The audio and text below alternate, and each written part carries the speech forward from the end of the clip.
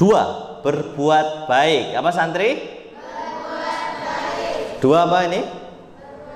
Yang keras dong. Berbuat baik. Berbuat baik. Nanti yang apal tak kasih hadiah. Cash. Bukan tempo ya, cash ya. Dua apa? Berbuat baik. Ya. Allah Subhanahu wa taala berfirman dalam surah Hud ayat 114. Surah apa? Hud. Ayat berapa? 114. Surah Hud itu surah nomor berapa? 11. Oh, pintes. Surah Hud surah nomor 11. Ayat berapa tadi? 14. Tadi yang pertama amal soleh menghapus dosa, suratnya surah apa? Al-Ankabut ayat berapa? 7. Pinter. Ini yang kedua berbuat baik, surah apa? Hud ayat ke 114. Sebenarnya tadi saya sudah siapkan board marker, tapi ternyata nggak ada. Saya nggak mungkin nyoret-nyoret sini toh gitu. Jadi sekarang ngafalinya di kepala, bukan di luar kepala. Di luar kepala lupa gitu ya, di dalam kepala ya. Surah Hud ayat berapa? 114. Allah Subhanahu wa taala berfirman, sesungguhnya perbuatan-perbuatan yang baik itu menghapuskan perbuatan-perbuatan yang buruk. Itulah peringatan bagi orang-orang yang ingat. Alhamdulillah. Jadi perbuatan baik kita akan menghapuskan perbuatan buruk kita. Senang atau senang? Bahagia atau bahagia, Bu? Kira-kira kita pernah melakukan perbuatan buruk tidak? Pasti bukan sering ya. Ojo sering, Bu. Pernah. Ya, kira-kira banyak baiknya atau buruknya kita kira-kira. Ya, semoga banyak baiknya gitu ya. Ya, karena perbuatan baik menghapuskan perbuatan buruk. Alhamdulillah. Allah baik atau baik ini? Allah baik sekali ya. Perbuatan baik menghapuskan perbuatan buruk. Surah Hud ayat berapa? 114. Kita kasih contoh sahabat Rasul yang terbaik. Ya, marilah kita dalami kehidupan sahabat-sahabat Rasul yang terbaik. Rasulullah SAW bersabda, sekiranya iman umat ini diletakkan di satu piringan timbangan dan iman Abu Bakar ditaruh di piringan timbangan yang lain, niscaya keimanan Abu Bakarlah yang lebih kuat. Hadis sahih riwayat Ishaq bin Rahuyah dalam musnadnya dan hadis riwayat Al-Baihaqi. Hadis riwayat Al-Baihaqi. Alhamdulillah. Contohnya Abu Bakar. Kenapa Abu Bakar disebut sahabat Rasul yang terbaik? Bayangkan, yang pertama kali setelah Khadijah ya, Khadijah istri beliau, menyatakan diri masuk Islam setelah Khadijah adalah sahabat siapa? Abu Bakar. Bayangkan, 1 minggu, 1 pekan setelah masuk Islam, Abu Bakar bisa mendakwahkan 6 orang yang semuanya masuk Islam. Allahu Akbar. Jadi langsung dakwah itu loh. Begitu masuk Islam tuh semangat dakwah. Nah, siapa 6 orang yang langsung masuk Islam ini dengan melalui dakwah Abu Bakar As-Siddiq ini? Yaitu yang pertama Utsman bin Affan. Siapa santri? Utsman bin Affan. 2, Abdurrahman bin Auf. Siapa santri? Abdurrahman bin Auf. 3, Sa'ad bin Abi Waqqas. Siapa santri? Sa'ad bin Abi Waqqas. 4, Abu Ubaidah bin Jarrah. Siapa santri? 5, Tolhah bin Ubaidillah. Siapa santri? Tolhah bin Ubaidillah. 6, Zubair bin Awam. Siapa santri? Zubair bin Awam. Allahu Akbar. Baru 1 pekan masuk Islam sudah memasukkan 6 orang masuk Islam. Dan semua sahabat Rasul yang 6 ini termasuk sahabat Rasul yang dijamin masuk surga.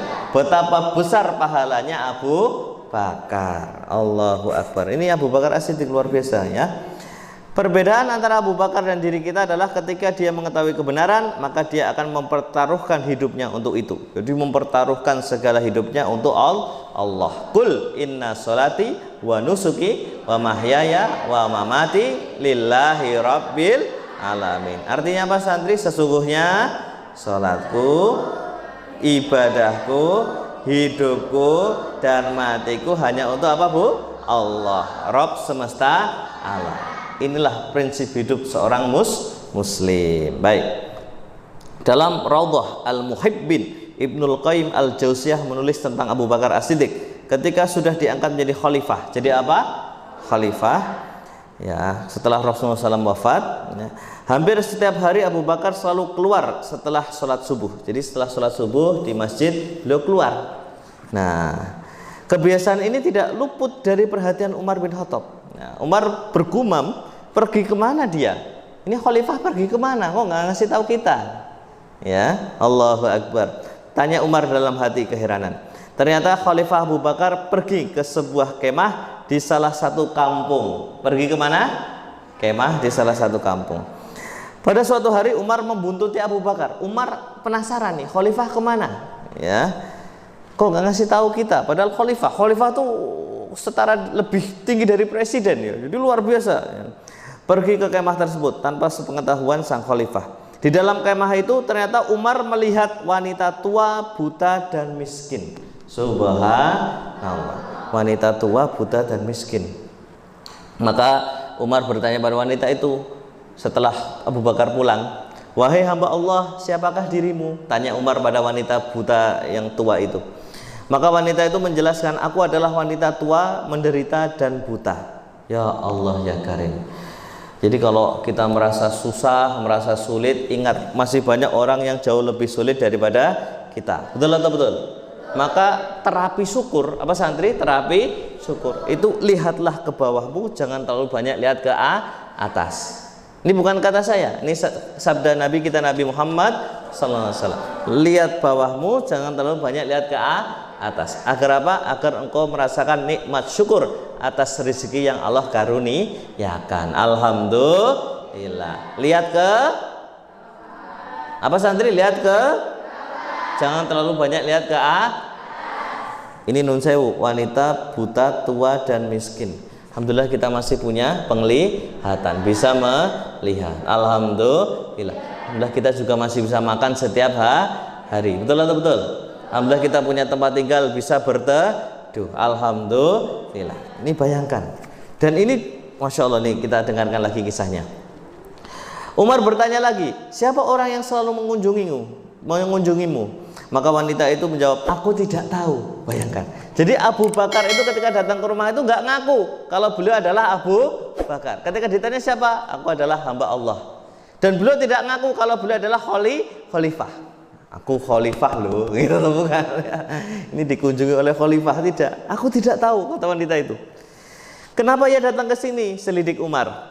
Maka wanita itu menjelaskan kenapa Abu Bakar datang, ya, yang tidak pernah mengaku beliau itu Abu Bakar. Wanita itu menjelaskan, dia membuat makanan untukku, menyapu rumahku dan memerah susu dari pertanian untuk konsumsiku. Subhanallah. Ya Allah, maka Umar meneteskan air mata ketika mendengar penjelasan wanita tersebut, wanita tua itu. Maka Umar berkata, kau telah membuat lelah khalifah setelahmu, wahai Abu Bakar. La ilaha illallah. Ternyata khalifah setelah Abu Bakar adalah siapa? Umar bin Khattab. Maka Umar tuh ingat betul bagaimana Abu Bakar ketika menjadi khalifah, beliau juga melaksanakan sebagaimana yang dicontohkan Abu Bakar, dan tentu saja yang dicontohkan Nabi kita, Nabi Muhammad sallallahu alaihi wasallam. Santri. Kisahnya indah atau indah? Indah. Allah. Ini bukan sekedar dongeng ya, ini kisahnya nyata. Betapa adilnya seorang pemimpin. Nah, Nabi kita Nabi Muhammad sallallahu alaihi wasallam bersabda, ya, beliau itu biasanya ngetes. Apa santri? Ngetes ketika subuh atau isya. Maka salat yang paling dibenci orang munafik apa? Salat apa? Subuh atau isya. Ya. Itu biasanya dites setiap subuh atau isya. Ngetesnya gimana? Tanya tentang kondisi apa? Jamaah. Kondisi umat Islam. Maka sunnahnya imam itu setelah selesai imami menghadap apa? Jamaah. Agar apa Ustadz Bambang? Agar imam tahu kondisi jamaah. Oh ini Pak ini kok nggak datang subuhan, jangan-jangan sakit. Oh Pak ini kok nggak datang, jangan-jangan ada masalah, dan seterusnya. Karena dulu semua orang datang subuhan. Bayangkan kalau sekarang berapa orang yang harus dijenguk gitu. Kok nggak datang subuhan Pak? Turu, waduh tobat. Dulu semua laki-laki yang balik itu datang subuhan ke masjid. Maka kalau nggak datang subuhan, kemungkinan cuma dua S. Yang pertama sakit, yang kedua safar. Kalau tidak sakit ya safar itu apa? Bepergian, dalam perjalanan. Itu lanang tenan gitu ya. Maka kalau mau cari suami nanti ya santri ya, mau cari suami gitu. Baru SMP Pak Ustadz, ya udah nggak usah tak lanjutin gitu. Carilah laki-laki yang rajin subuh ke masjid. Insya Allah akan tanggung jawab dunia akhirat. Allahumma tanya, kamu subuhnya di mana Mas? Waduh, aku subuhnya jam 6 ya. Tobat itu. Yes. Baik. Maka Nabi Muhammad SAW bertanya ketika waktu subuh itu, siapakah di antara kalian yang berpuasa hari ini? Siapa yang berpuasa? Banyak, alhamdulillah. Jawab aja nggak apa-apa. Dulu Nabi Muhammad SAW juga tanya begini, ngacung aja nggak apa-apa, nggak usah malu. Siapa yang berpuasa hari ini? Ngacung. Alhamdulillah. Semoga bernilai pahala surga. Allahumma. Nanti tak kasih hadiah jilbab semuanya. Alhamdulillah. Ibu-ibu belum tak bawakan, maaf ya Bu ya. Khusus santri. Itu kapan-kapan Ibu ya. Tadi Ustadz Bambang ngasih taunya mendadak soalnya. Ini kan saya bawa dari toko saya sendiri. Alhamdulillah. Baik. Kemudian, adakah di antara kalian yang mengantarkan jenazah hari ini? Tanya Rasulullah SAW. Wah, ini semakin sedikit ini. Abu Bakar menjawab, aku. Bayangkan, ngantar jenazah itu pahalanya besar sekali. Nyolatkan pahalanya 1 kirot. 1 kirot itu 1 bukit. Maka penghormatan paling besar bagi orang yang meninggal dunia adalah disolatkan. Tapi ingatkan, nyolatkan orang yang sholat itu. Orangnya nggak pernah sholat ya tidak disolatkan. Ada dalam surah Al-Munafiqun. Dulu ada yang tidak disolatkan, namanya Abdullah bin Ubay, karena dia orang munafik gitu ya. Baik santri, kalau mengiringi jenazah pahalanya 1 kirot lagi. Nah kalau ikut di menguburkan jenazah pahalanya 1 kirot. Alhamdulillah. Ini Abu Bakar melaksanakannya. Terus Rasulullah tanya lagi, adakah kalian yang bersedekah hari ini? Abu Bakar ngacung, saya. Tadi sudah puasa, mengantarkan jenazah, sedekah. Langsung lanjut lagi. Adakah di antara kalian yang menjenguk orang sakit hari ini? Wah, jawab lagi Abu Bakar, aku gitu. Allahu Akbar. Jadi luar biasa Abu Bakar ini ya. Maka Rasulullah SAW menjelaskan, tidaklah semua ini ada pada diri seseorang dalam 1 hari, melainkan dia akan masuk surga. Hadis sahih riwayat Muslim nomor 1028. Alhamdulillah. Santri. Maka mulai sekarang jadi orang yang entengan. Apa Bu? Entengan itu apa? Mudah untuk berbuat baik. Karena berbuat baik itu apa? Menghapuskan perbuatan buruk. Nun sewu, mohon maaf. Jangan semua hal dipikirkan dengan uang. No. Wah, nanti kalau saya berbuat ini saya dapat apa? Oh, jangan. Mikirnya apa?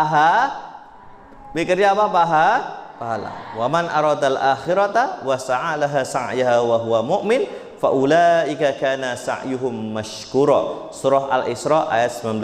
Barang siapa yang menghendaki kehidupan akhirat lalu berusaha sungguh-sungguh ke arah itu, maka dialah orang yang beruntung, dialah orang yang sukses. Alhamdulillah. Jadi kita mikir ini bernilai pahala atau tidak. Kalau bernilai pahala harus semangat. Betul atau betul? Betul.